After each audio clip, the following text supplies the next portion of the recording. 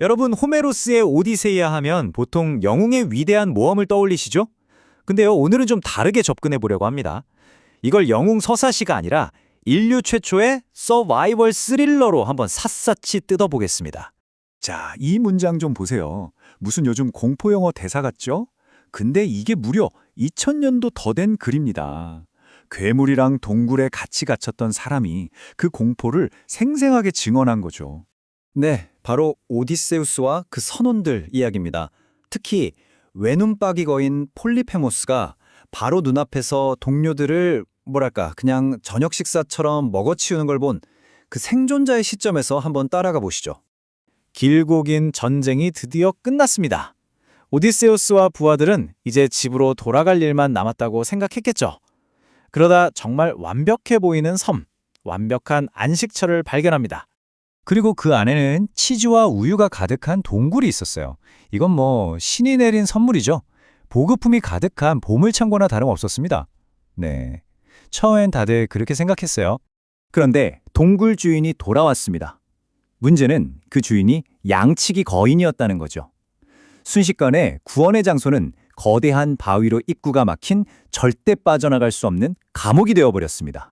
이 키클롭스는 그냥 덩치만 큰 게 아니었어요. 턱수염엔 사람 피가 엉겨붙어 있었죠. 한마디로 식인 거인이었던 겁니다. 이제 선원들은 동굴에 갇힌 식량, 가축 신세가 된 거예요. 자, 여러분이라면 이런 상황에서 어떻게 하시겠어요? 꼼짝없이 갇혔고 사냥당하기 직전입니다. 상대는 죽일 수도 없는 괴물인데 말이죠. 여기서 오드세우스는 힘으로 맞서는 대신 머리를 쓰기 시작합니다. 네, 그러니까 이 싸움의 본질은 힘 대 힘의 대결이 아닙니다.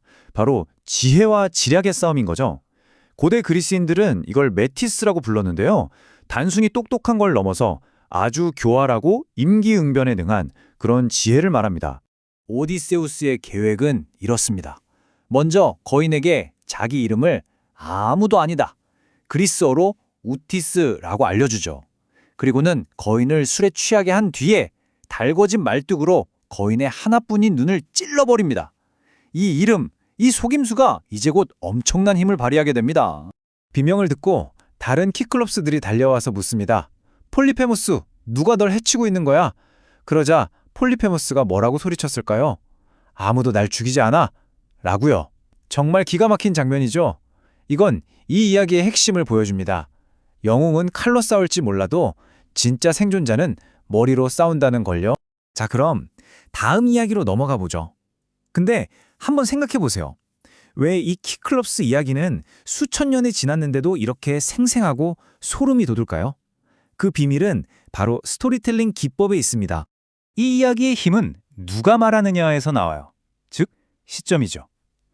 호메로스는 이 끔찍한 경험을 제3자가 설명하게 하지 않고 주인공인 오디세우스가 직접 내가 겪었는데 하면서 회상하는 방식으로 풀어냅니다.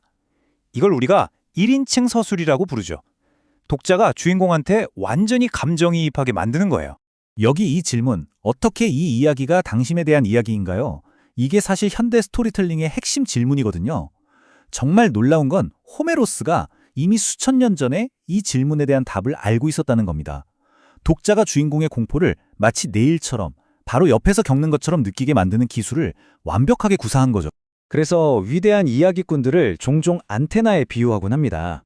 완전히 새로운 걸 만들어내는 게 아니라 시대를 초월해서 인간이라면 누구나 느끼는 공포나 감정들을 수신해서 지금 세대에 맞게 다시 방송해주는 거죠.